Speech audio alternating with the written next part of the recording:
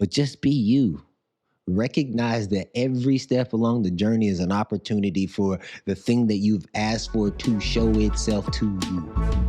Welcome back into the DC 360 podcast, where today we're going to talk about dissatisfaction. Much like anger erodes the positive and good feelings that you have in your relationships. And it was this past 3 days ago, a couple days ago, that it was my son peeing in the bed for the second time. And I thought that I was going to get a little bit hot. I didn't mind changing the sheets once, but then changing them the second time, I was like, man, you ain't got no bladder control.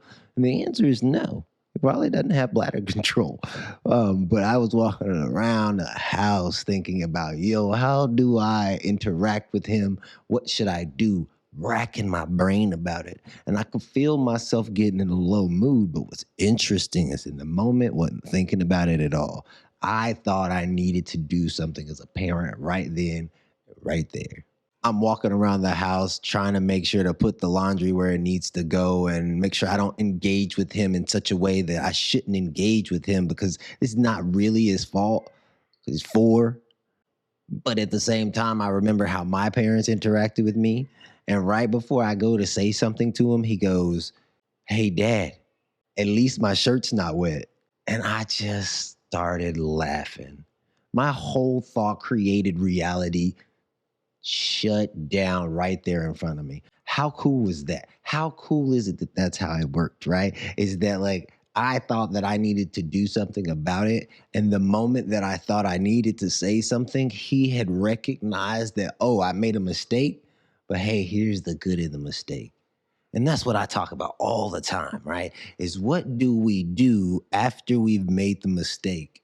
Can we find those positives? Can we find the thing that although this isn't the best situation, can we find that good piece, that positive piece? And I think it's so awesome that recognizing that when we are in a low mood, and what I mean is that our spirits are low and we're feeling down and we're feeling like we gotta figure it out, and we're feeling a little destitute and like our partner's not gonna help, our kids aren't gonna help, nobody's there to help us. We're actually in a lower mood and a lower vibration. And when we're in that lower mood and vibration, we do not need to go out and try to figure it all out. In that moment, the situation showed itself to me. If you give it enough space and enough time, people can see their own actions for what they are. Yes, as a parent, I help guide, I help mold, I help move this young being into a different space. And I'm really trying to help him out as much as I possibly can.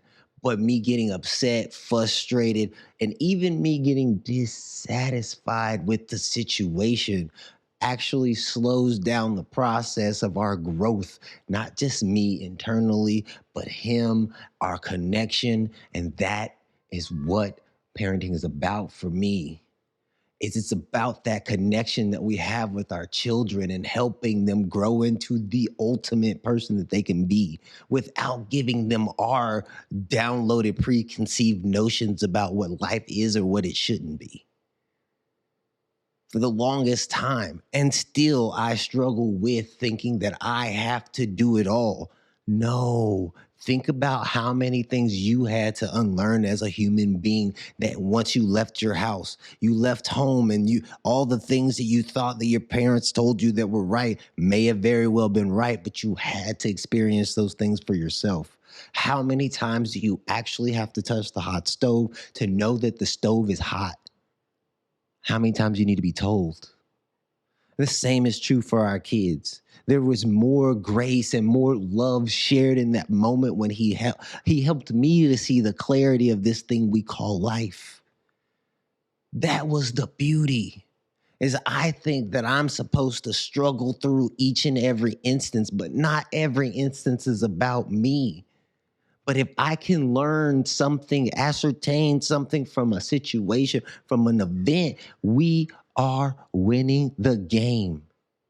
It's not about taking huge leaps and strides, seeing the field for what it is.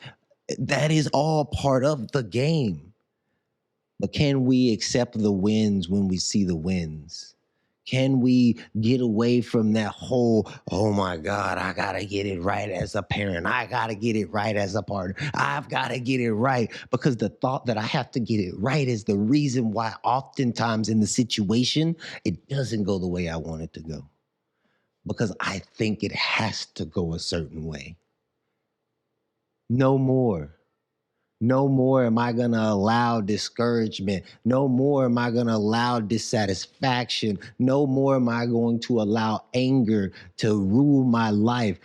I am going to allow it to inform my life. Inform me on the way I'm seeing reality. Inform me on the way I'm thinking about the things that are happening around me. Do I want love or do I want to fight?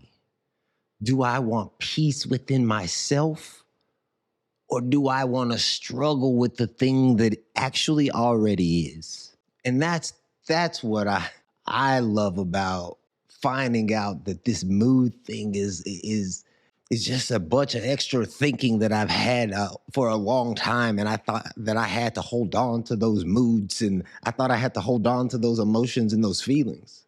This is the actual beauty of what we talk about on this podcast is when you give yourself grace, when you start to see that these moods are just built up thought, you give yourself grace in moments that you didn't think grace could be given. And that little bit of a crack will change your life over time. It's not going to all happen today. And if it does, I want you to email me and let me know it all happened today. Please. Thank you for joining. Thank you for joining the DC 360 podcast, where we're talking about community. We're talking about life, love, relationships, and everything in between. Please like this. If you like it, give me 5 stars if you can. But just be you. Recognize that every step along the journey is an opportunity for the thing that you've asked for to show itself to you. Peace. I love you guys. Talk to you soon.